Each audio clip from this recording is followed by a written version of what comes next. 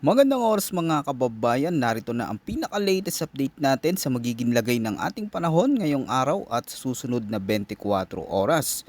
Mas lumakas pa ang development ng sistema na patuloy nating minomonitor sa may silangan ng bansa at may malaking pagbabago sa direksyon nito. Alamin natin ang pinakabagong detalye dito para naman lagi kang updated sa lagay ng ating panahon. I-click mo lang ang subscribe button. Ngayong araw, easterlies pa rin ang dominanting weather system na umiiral at nakakaapekto sa buong bansa. Kapag may easterlies, ang hangin ay nagmumula sa silangan at nagdadala ng maraming halumigmig mula sa karagatan. Dahil dito, mas nagiging madalas ang pagbuo ng makakapal na ulap at ang pabago-bagong mga pag-ulan at thunderstorms sa maraming lugar. Hindi pantay-pantay ang epekto nito, may mga lugar na mas aktibo ang ulan habang ang iba naman ay paminsan-minsan lamang. Pero kapag tinamaan ng isang lugar, asahan na maaring maging mabilis at malakas ang buhos ng ulan sa maikling panahon. Sa on-the-ground forecast condition, pinakaaktibo ang mga pag-ulan sa Mindanao, Eastern Visayas, Central Visayas, Negros Island Region, Sorsogon, Masbate at Palawan. Sa mga lugar na ito, inaasahan ng maulap na kalangitan na may kalat-kalat na pag-ulan at thunderstorms dulot ng easterlies. Hindi ito tuloy-tuloy na ulan, maaaring bumuhos sa umaga, posibleng tumila pero muling babagsak sa hapon o gabi na sinasama ng pagkulog at pagkidlat. Pero kadalasan hindi sabay-sabay ang pag-ulan sa magkakalapit na lugar. Mag-ingat dahil ang mga pag-ulan dito ay maaaring moderate hanggang minsan ay heavy, kaya may banta ito ng flash floods o bigla ang pagbaha sa mga baban lugar at pagguho ng lupa, lalo na sa mga lugar na bulubundukin o may matatarik na bahagi. Sa Mindanao, asahan ang mas makakapal na ulap at mas madalas na thunderstorms, lalo na kapag umiinit ang panahon sa maghapon. Sa ganitong sitwasyon, mabilis mabuo ang ulan at maaari itong bumuhos ng malakas sa maikling oras. Kaya posible ang bigla ang pagtaas ng tubig sa mga daluyan. Sa Eastern Visayas at Central Visayas, kapareho rin ang pattern, pabalik-balik na pag-ulan at thunderstorms na maaring lumakas sa ilang oras. Sa Negros Island Region, maging alerto sa pabago-bagong panahon lalo na kung may mga thunderstorm cells na nagmumula sa karagatan at tatawid papasok ng kalupaan. Samantala sa Sorsogon at Masbate, mas direktang naabot ng moisture mula sa silangan, kaya mas mataas ang tsansa ng pag-ulan at thunderstorms kumpara sa ibang lugar. Sa Palawan, seryosohin ang banta ng malalakas na pag-ulan at thunderstorms dahil sa localized convection. Kaya hindi rin malayong makaranas ng biglaang buhos ng ulan sa ilang bahagi.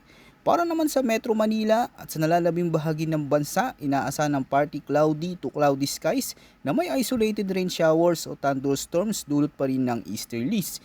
Hindi ibig sabihin na mahina lang ang ulan, hindi lamang ito sabay-sabay nangyayari. Maaaring isa-isang lugar ay maaraw habang sa kalapit na lugar ay may nabubuo na makakapal na ulap at bigla ang bubuhos ang ulan. Sa Metro Manila, karaniwan ang ganitong senaryo, mainit sa tanghali, tapos may posibilidad ng bigla ang pagulan sa hapon o gabi, kaya ganito rin ang inaasang pattern sa ibang bahagi ng Luzon at Visayas. Tandaan, mag-ingat sa posibleng pagbaha at pagguho ng lupa, lalo na kung may umiiral na severe thunderstorms sa paligid. Para naman sa lagay at kondisyon ng hangin at karagatan, sa Northern Luzon mararanasan ang light to moderate na hangin mula east to northeast at ang coastal water dito ay may taas ng alon na nasa pagitan ng 0.6 hanggang 2.1 meters. Dahil dito pinapayuhan ang maliliit na sasakyang pandagat na mag-ingat lalo na kung maglalayag sa mas malalawak na bahagi ng karagatan. Samantala para sa nalalabing bahagi ng bansa kabilang ang malaking bahagi ng Visayas at Mindanao, asahan ng light to moderate na hangin mula east to northeast na may taas ng alon na abot hanggang 0.6 up to 1.9 meters. Tandaan mga kababayan, kapag may umiiral na localized thunderstorm o biglang pagbabago sa lakas ng hangin at alon, pwedeng biglang lumala ang kondisyon. Kaya para sa mga mangingisda at sa mga may maliliit na bangka, makakabuting bantayan ng forecast at aktwal na sitwasyon sa inyong paligid bago pumalaot. Narito naman ang extremes of temperature at relative humidity para sa nakalipas na 24 oras. Ang minimum temperature ay 25.5 Celsius na naitala bandang alas 5 ng umaga, kung saan medyo presko pa ang pakiramdam sa madaling araw. Samantala ang maximum temperature ay umabot naman sa 35.3 Celsius bandang 3 o'clock ng hapon. Ibig sabihin mabilis uminit ang kapaligiran pagsapit ng tanghali, kaya mas nagkakaroon ng sapat na init o energy sa atmosphere na pwedeng makatulong sa pagbuo ng mga ulap at thunderstorm sa buong maghapon. Pagdating naman sa humidity, ang maximum relative humidity ay 78% na naitala bandang alas 5 ng umaga at ang minimum relative humidity ay 43% bandang 2 o'clock ng hapon. Ibig sabihin sa ganitong kombinasyon, karaniwan nating mararanasan na mainit at medyo tuyong pakiramdam pagsapit ng tanghali. Ngunit kapag nagsimula ng magkaroon ng pag-ulan o thunderstorms, agad din babalik ang maalinsangan at mas mamasamasang kondisyon ng hangin. Ngayon, alamin natin ang latest tropical cyclone threat forecast na inilabas ng Pag-asa ngayong araw. Para sa week 1 mula April 30 hanggang May 6, inaasahan ng paglitaw ng isang tropical cyclone like vortex o TCLB1 sa loob ng ating monitoring domain. Sinasabi ng mga modelo na ang sistemang ito ay posibleng mabuo sa silangang bahagi ng bansa malapit sa boundary ng ating monitoring area. Gayunpaman nananatili itong may mababa hanggang katamtamang tsansa na maging ganap na tropical cyclone. Ibig sabihin, bagamat may pagbuo ng sistema, hindi pa ito ganap na organisado at patuloy pang binabantayan ang development nito habang nasa karagatan. Pagpasok naman ng week 2 mula May 7 hanggang May 13, inaasahan ng nasabing sistema ay kikilos pa hilagang kanluran o northwestward papalapit sa hilangan-silangang bahagi ng Par at ng Tigad. Ibig sabihin may malinaw na indikasyon ng pagbuo ng sistema, ngunit hindi pa ganap na sigurado ang eksaktong lakas at magiging galaw nito. Dahil nasa early stage pa at medyo malayo pa ang time frame, marami pa ang pwedeng magbago sa galaw, bilis at lakas ng sistemang ito. Ang magiging direksyon nito ay patuloy na nakadepende sa environmental conditions tulad ng steering winds at atmospheric patterns sa mga susunod na araw. Kaya naman mahalaga ang patuloy na pagsubaybay sa mga susunod na updates dahil habang papalapit ang panahon, mas magiging malinaw kung ang sistemang ito ay tuluyan lalakas at lalapit o mananatiling mahina at lilihis.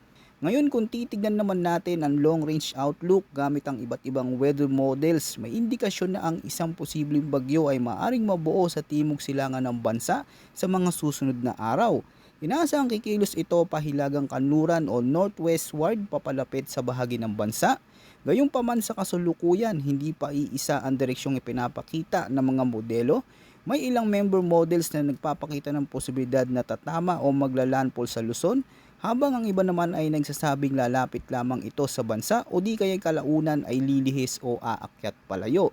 Ibig sabihin sa ngayon mga kababayan, hati-hati pa ang mga senaryo. May mga rutang mas direkta at may banta ng pagtama sa kalupaan at mayroon ding mga direksyon na nagpapakita ng paglapit ngunit posibleng pagliko habang papalapit ito. So kapag sinasabi nating member models, maraming magkakaibang simulation na sabay-sabay na nagpapakita sa posibleng galaw ng sistema. Kung mas maraming models ang nagkakasundo sa iisang direksyon, mas tumataas ang kumpiyansa o probability ng forecast. Ngunit sa sitwasyon ngayon, dahil magkakaiba pa ang kanilang track, nangangahulugan ito ng mataas na antas ng uncertainty. Dagdag pa rito, nasa long range window pa tayo, ibig sabihin medyo malayo pa ang inaasang pagbuo ng sistema. Sa ganitong time frame, maraming factors ang maaring magbago tulad ng steering winds, lakas ng high pressure system at iba pang kondisyon sa atmosphere na magdidikta kung saan ito pupunta, gaano ito kabilis kikilos at kung gaano ito lalakas. Sa pinakauling datos, nananatili ang dalawang pangunahing senaryo, posibleng landfall sa Luzon o paglapit na susundan ng paglihis paakyat. Kaya sa ngayon, ang mahalaga ay ang patuloy na pagsubaybay sa mga susunod pa nating updates. Dahil sa ganitong sitwasyon, ang forecast ay maaring magbago habang nagiging mas malinaw ang galaw ng sistema.